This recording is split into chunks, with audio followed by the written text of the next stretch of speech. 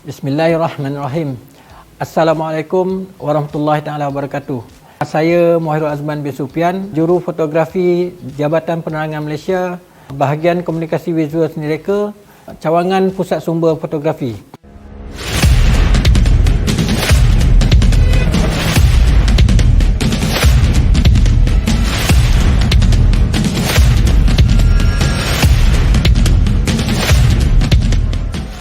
Hari ini saya ingin berkongsi sedikit pengalaman saya sebagai jurufoto. Pada tahun 1985, saya mula berhijrah daripada kampung Kuala Sayong, Kuala Kangsar, Perak ke Kuala Lumpur dan bekerja sebagai jurufoto kumpulan Karang Kraft Sdn Bhd di Taman Tun Dr. Ismail, Kuala Lumpur. Di situlah bermulanya saya menceburkan diri sebagai jurufoto. Sebetulnya saya tidak ada pengalaman sebagai jurufoto yang belajar secara formal. Cuma saya belajar melalui rakan-rakan dan tunjuk ajar oleh senior fotografer yang lain di kumpulan Karang Kraft.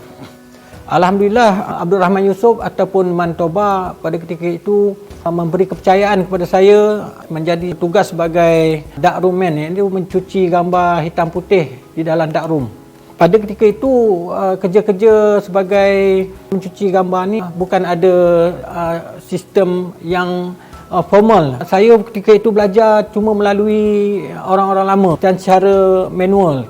Pengalaman saya mengambil gambar sebenarnya banyak belajar daripada sebagai darkroom tadi.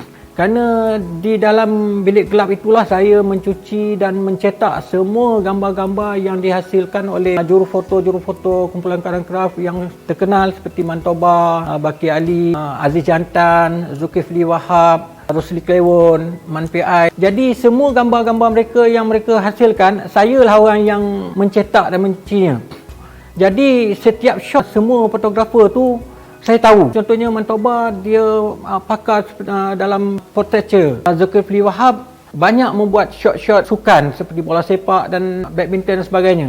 Jadi di situ selama lebih kurang 2 tahun setengah setelah berkecimpung sebagai pencuci gambar hitam putih, saya ditawarkan menjadi kadet fotografer di kumpulan Karang Kraft. Lebih kurang setahun setengah saya menjadi kadet fotografer. Pada ketika itu gajinya pun bukanlah tinggi sangat, lebih kurang RM400 saja. Setelah setahun setengah saya menjadi kadet fotografer, saya mendapat tawaran daripada Jabatan Perkhidmatan Awam di ROC pada tahun 1991. Pada tahun 1996 saya melanjutkan pelajaran, dapat offer daripada UiTM Shah Alam dalam bidang fotografi.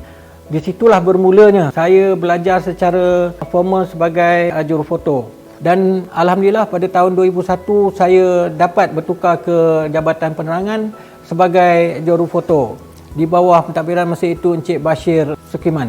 Di Jabatan Penerangan ini kita membuat kerja-kerja seperti merakamkan gambar potret Tuanku SPP Agong, Tan Sultan dan Perdana Menteri, Timbalan Perdana Menteri, ketua jabatan. Inilah skop kerja kita yang kita lakukan di Jabatan Penerangan.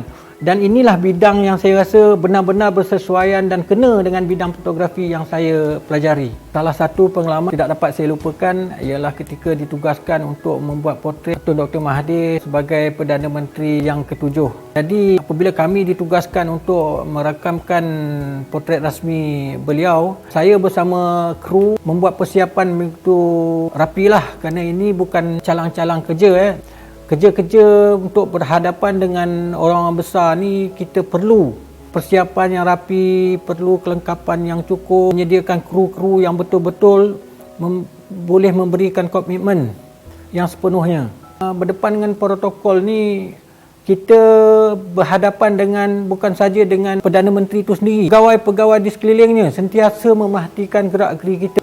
Setiap laku kita dipantau. Sebelum pergi itu, ketua kita seperti Ridwan Mat Saleh, beliau akan memilih kru-kru yang sepatutnya untuk membuat kerja tersebut. Kita akan tentukan siapa orang yang akan membuat rakaman sebagai shooter, siapa yang akan membuat adjust, mana untuk memberi arahan kepada Perdana Menteri bagaimana dia punya posisi kedudukan dia. Siapa yang perlu buat setting untuk lighting. Kalau gagal, kita nak buat reshoot, maknanya nama jabatan akan jatuh. Kita pergi tu mesti hasilnya yang terbaik.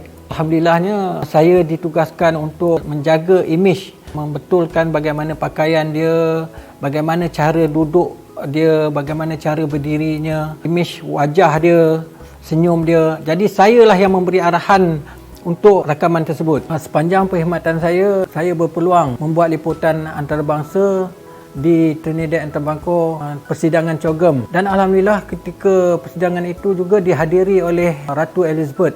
Kita juga di Jabatan Penerangan ini membuat liputan presiden ataupun pembesar-pembesar negara luar yang datang berkunjung ke Malaysia. Dan kita akan menyediakan album untuk diserahkan ketika beliau berlepas pulang. Sebagai media resmi, Jabatan Penerangan juga diarahkan untuk membuat liputan pertabalan yang di-Pertuan Agong, sultan-sultan dan juga raja-raja.